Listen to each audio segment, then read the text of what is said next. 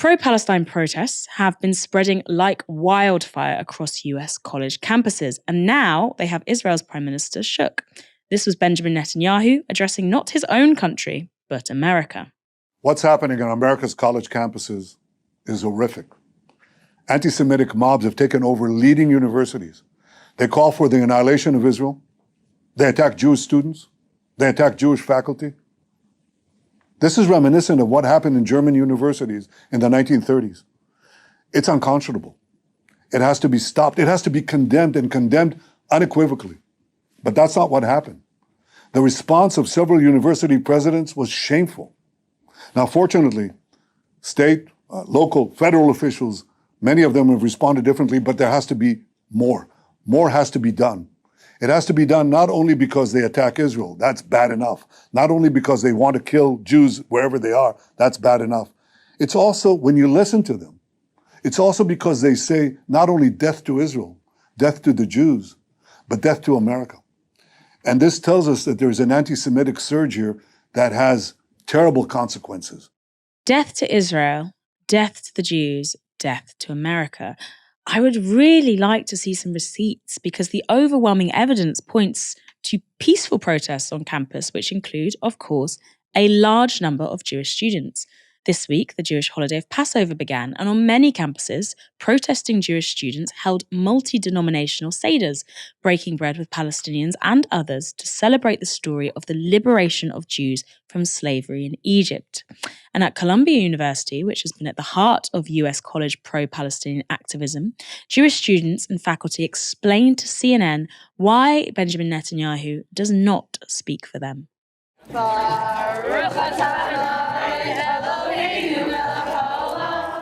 Passover is the story of our escape from slavery in the land of Egypt. And I think we need to recognize that on Passover, it's important to stand up for oppressed people everywhere, whether they're Jewish or not. If our gathering does not motivate us to do everything in our power to end the genocidal violence Israel is unleashing upon Gaza, we will not have fulfilled the requirements of the Passover Seder. I am Jewish, and to me, Passover symbolizes perseverance and resilience. And I think this encampment encompasses those two ideals, because we have seen the university take countless measures to try to suppress our student activism, and here is us persevering through that. I had seen so many statements online about how Jews weren't safe, about how Columbia had turned into a hotbed of anti-Semitism. Each of those statements further galvanized me to use my voice and my privilege as a Jewish person to come here and have a Seder with all of these lovely people. I'm part of a really proud legacy of progressive Jewish activists who have participated in things like the civil rights movement or the anti-apartheid movement in the 80s, where it's so important to us to transcend the barriers of race, class, ethnicity, religion. And that's what's happening here today. And there's a lot of joy here, I think really for the first time on campus in months. There are also many non-Jewish students who joined the Seder, and we're a little bit hesitant about whether they should eat matzah or not. We told them it was okay, you can try some matzah. It was really a beautiful thing to see in the middle of the pro-Palestinian encampment. Of course, it's very important for Benjamin Netanyahu to shore up support in the US by linking the Palestinian struggle with an existential threat to Jewish people, because that keeps pressure on his political allies who have been gradually distancing themselves from his genocidal regime.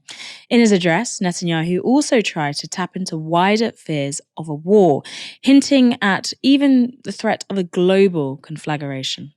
We see this exponential rise of anti-Semitism throughout America and throughout Western societies as Israel tries to defend itself against genocidal terrorists who hide behind civilians. Yet it is Israel that is falsely accused of genocide, Israel that is falsely accused of starvation and all sundry war crimes.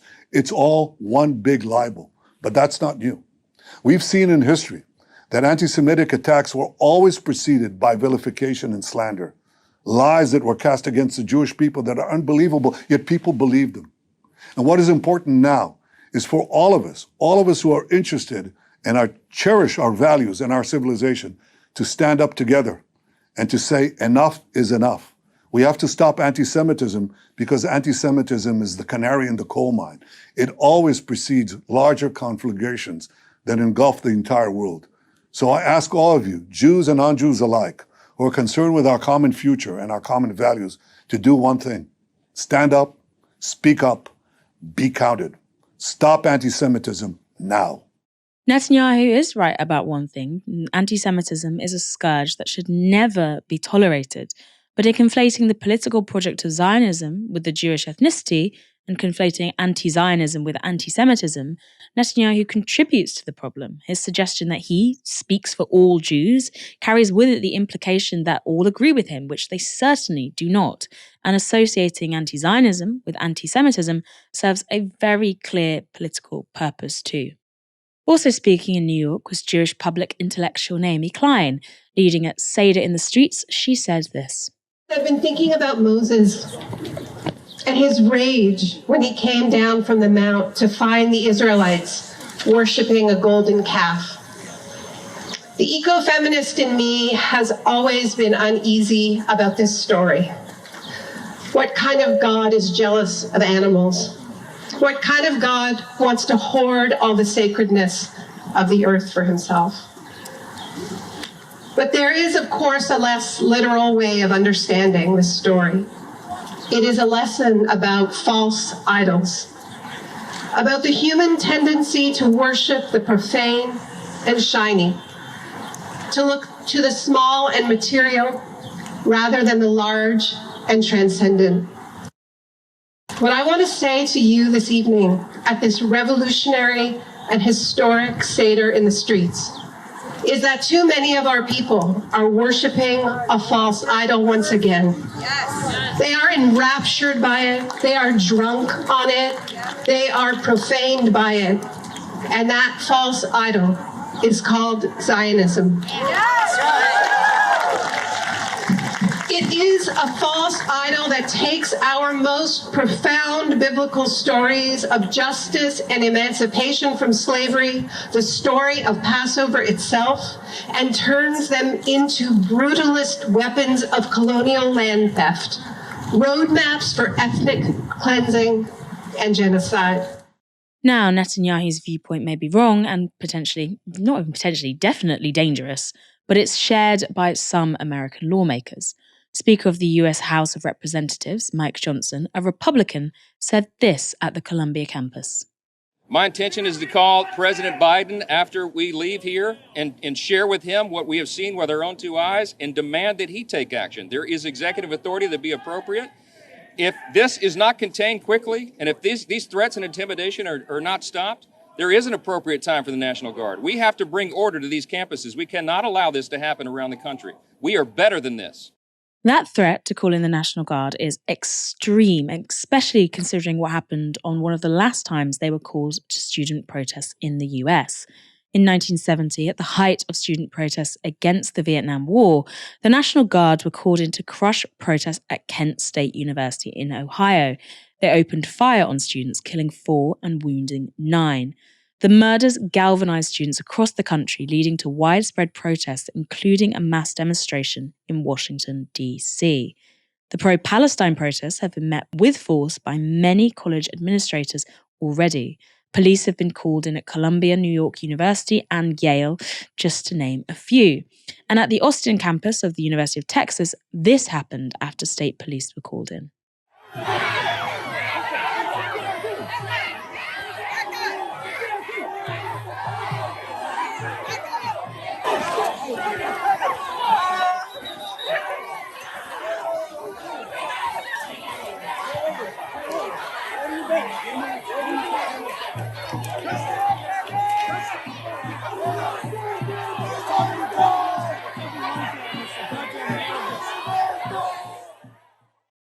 God, those shots of armed police taking down unarmed students, it really does tell you what side of history people are on.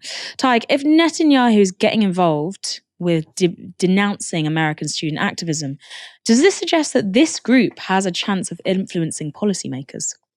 I think definitely. I think first and foremost, Netanyahu intervening illustrates just how the absurd levels that the Israeli regime are willing to go to defend genocide effectively.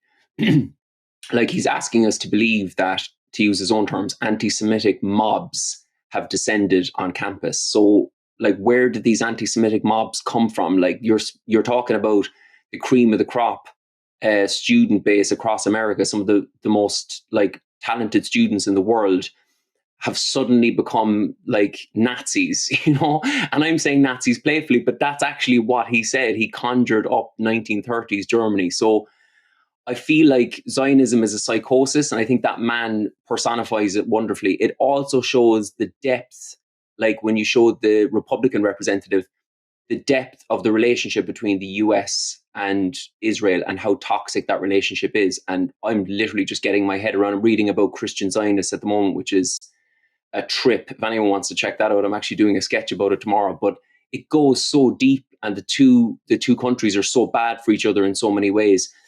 But to answer your question directly, I think this student protest explosion is the most significant thing to happen to the pro-Palestine movement in the last 6 months, I think. You can see that the elitists are absolutely terrified. I think absolutely nobody wants to see another Kent State University situation as you described. But I think even the images that we're seeing so far, with kids being tasered, kids being beat up, kids being arrested, the optics are already such that the only thing we're going to see is more and more protests. And the idea that Biden, who's really struggling with the youth vote at the moment, is going to win back support of young people by arresting them and beating them up is just absolutely astonishing to me. But again, it just shows, to go back to this depth of relationship, that I feel the US has lost its mind and is willing to actually lose itself with its fidelity to this rogue state. It goes that deep. But I have to say I'm excited, and I would finish up by saying I would love to see the students of Britain and Ireland join them and across Europe. This seems like it's a mass movement, and it's a really significant blow to the Zionists, because you can see online they're absolutely losing their minds. Yeah, I totally agree. And it's a mass movement that has been spectacularly organized by Palestine youth groups. Really incredible show of organizing. What's also fascinating is, someone like Mike Johnson, who went to the campuses and previously has talked about the scourge of censorship and free speech. He stood on the Columbia campus and he said, "We respect free speech, we respect diversity of ideas, but there is a way to do that in a lawful manner, and that's not what this is. A bunch of students in tents holding peaceful seders is not a lawful manner." It just goes to show what interest people are respecting or protecting when they talk about free speech.